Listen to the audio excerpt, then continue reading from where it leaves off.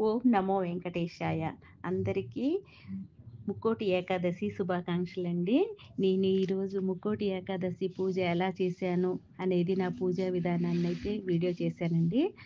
మీరందరూ తప్పక చూడండి. నా వీడియో చూసి లైక్స్, కామెంట్ అండ్ సబ్స్క్రైబ్ చేయండి ప్లీజ్ అండి. నేను ఈ పూజ ఎలా చేశానో ఒకసారి చూడండి. నేను ముందు రోజే ముక్కోటి ఏకాదశి ముందు రోజే నేను నైట్ అంతా కూడా ఉపవాసం ఉన్నానండి. ఆ రోజు ఏం తినలేదు. అలాగే ముందు రోజే నేను పూజకు కావాల్సిన సామాగ్రిలన్నీ కూడా ఇల్లు అది క్లీనింగ్ కానీ అన్నీ చేసుకొని పువ్వులు, పళ్ళు అన్నీ ప్రిపేర్ చేసుకొని పెట్టుకున్నాను. అలాగే ముక్కోటి ఏకాదశి రోజు మార్నింగే లేచి నేను ఇల్లంతా మళ్ళొకసారి క్లీన్ చేసుకొని, స్నానం చేసి దేవుడికైతే నేను పిండి దీపాలు 7 చేశానండి. ఆ స్వామివారికి ఎంతో ఇష్టం కదా!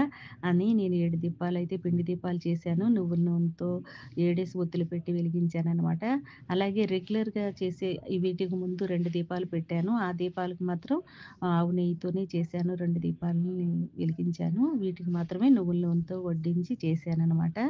అలాగే ఈ స్వామివారికి ఈరోజు క్షీరన్నము అది పెట్టకూడదు కదా! అందుకని పాలు మాత్రమే పెట్టానండి. పాలు ఆహ్, చలివిడి, వడపప్పు, పానకము, ఫ్రూట్స్ పెట్టాను. అరటిపళ్ళు, యాపిల్స్ అవి పెట్టాననమాట. అలాగే ఒక కొబ్బరికాయ అయితే కొట్టానండి. ముందుగా విఘ్నేశ్వరుడి పూజ అది చేశాను.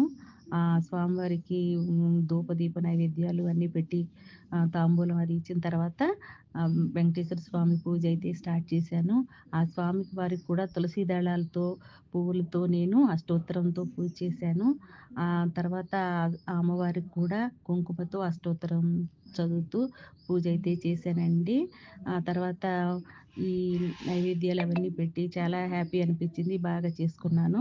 అలాగే సాయంత్రం కూడా మామూలుగా పూజ దీపం అది పెట్టి 2 ఫ్రూట్స్ పెట్టి చేసుకున్నాను. నేను ద్వాదశి రోజు కూడా పొద్దున్నే పూజ చేసిన తర్వాత ఎవరికైనా బ్రాహ్మణ్‌కి స్వయం పాకం ఇచ్చి, ఆ తర్వాత భోజనం అయితే చేస్తానండి. ఓకేనా? Thank you.